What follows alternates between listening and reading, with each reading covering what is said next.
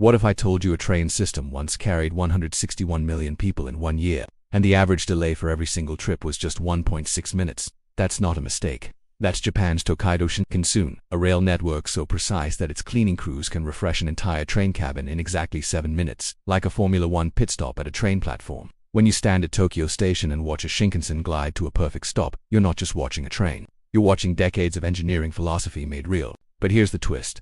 If someone tried to build this exact system in Europe today, they wouldn't get a prize. They'd get a lawsuit. Welcome to one of the most fascinating rivalries in the modern world, the story of Japan's perfectly unified railway versus Europe's boldly competitive one, and why the gap between them might be permanent. The secret behind Japan's railway miracle is a concept called vertical integration. It's exactly what it sounds like. In Japan, a single company controls everything: the tracks, the trains, the signals, the stations, and even the shopping malls built around them. This one-brain model means no negotiations, no finger-pointing, and no bureaucratic delays when something goes wrong. JR Central, the company that runs the Shinkansen, is basically a benevolent dictator over its entire rail world.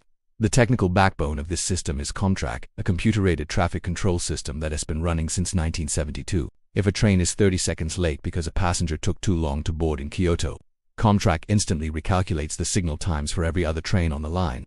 Because the signal engineers and the train drivers all work for the same company, there's no contract dispute or blame game. There's just a solution, executed in seconds. But Japan's rail perfection isn't just about computers, it's also built on people. One of the most fascinating practices is called shizakanko, or pointing and calling. Workers physically point at signals and say their status out loud, engaging multiple senses at once.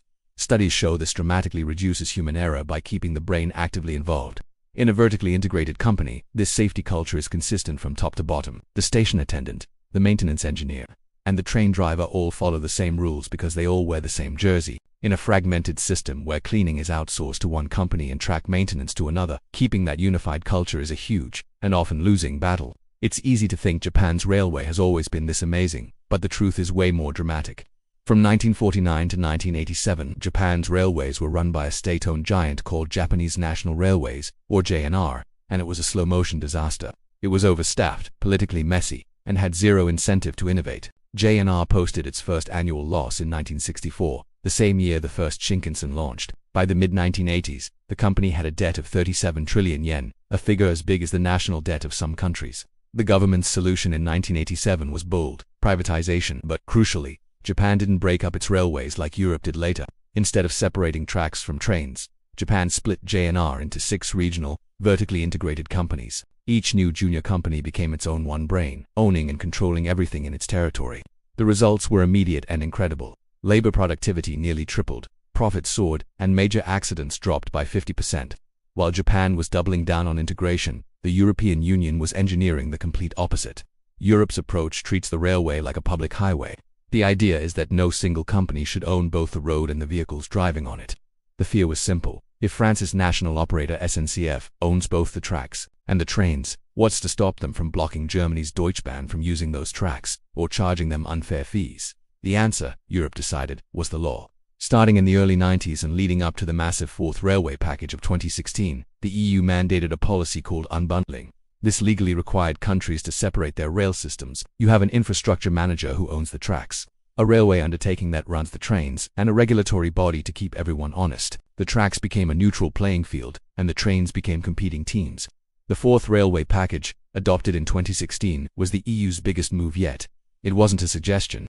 It was a set of laws designed to create a single European railway area.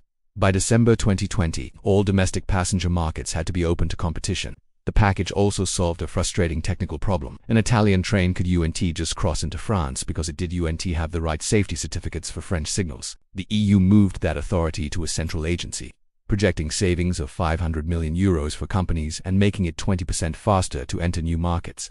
By lowering these barriers, the EU invited competition, but in doing so, made it impossible for any country to build the kind of closed, perfectly synchronized system that powers the Shinkansen. But here's where Europe's model really shines. For decades, the Paris to Milan route was an SNCF monopoly, expensive and slow to innovate. Then, in December 2021, Italy's Trenitalia launched its own high-speed service on the same route. The effect was immediate. Fares started at just €29, forcing SNCF to compete. Passenger numbers on the route jumped by 58% in 1 year. Similar competition in Spain saw prices drop by nearly 40%. But there's a footnote to this story. Because the tracks between Turin and Lyon are old and shared, the journey still takes nearly 7 hours. A fully integrated purpose-built line would do it in under 4. And when a landslide hit the area in 2023, the service was suspended for over a year. Why? Because Trenitalia, as just a train operator, had no direct control over when the infrastructure manager would finish the repairs. Competition brings prices down, but it also creates vulnerabilities that a unified system just doesn't have. Perhaps the most surprising part of Japan's rail advantage has nothing to do with trains at all. It's about shopping. Japanese rail companies have pioneered a concept called Akinaka, which literally means inside the station. Because Junior East owns the stations, the land, and the trains that bring the people, it has every reason to build world-class retail, restaurants, and hotels right at the platform. The train becomes a delivery system for customers to its own department stores. In 2024, Junior East reported that over 30% of its income came from non-transportation business, generating about $2.5 billion from retail alone. Compare that to Deutsche Bahn station management in Germany, which generates about $460 million in rent across more than 5,000 stations. By legally separating tracks from trains, the EU has accidentally broken the profit loop that makes Japanese rail financially sustaining, leaving European systems much more dependent on government subsidies. At its core, this isn't just a story about trains, it's about what we value as a society. Europe has chosen democracy over efficiency. The EU believes the greatest benefit comes from competition, with multiple companies fighting for every ticket, driving prices down. They accept that their trains might never be as punctual as Japan's, but they believe no single company should hold a monopoly over such a vital public resource. Japan has chosen precision over plurality. They accepted regional monopolies in exchange for a system that works with the reliability of a Swiss watch. They decided you can't have a perfectly synchronized dance if every dancer is following a different choreographer. Both choices are legitimate.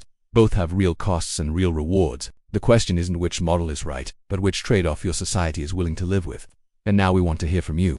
Would you sacrifice lower prices for world-class punctuality, or is having more choice and affordability more important? Let us know what you think in the comments. We read every single one, and your perspective helps shape the conversations we have here. Thanks for watching, and we'll see you in the next one.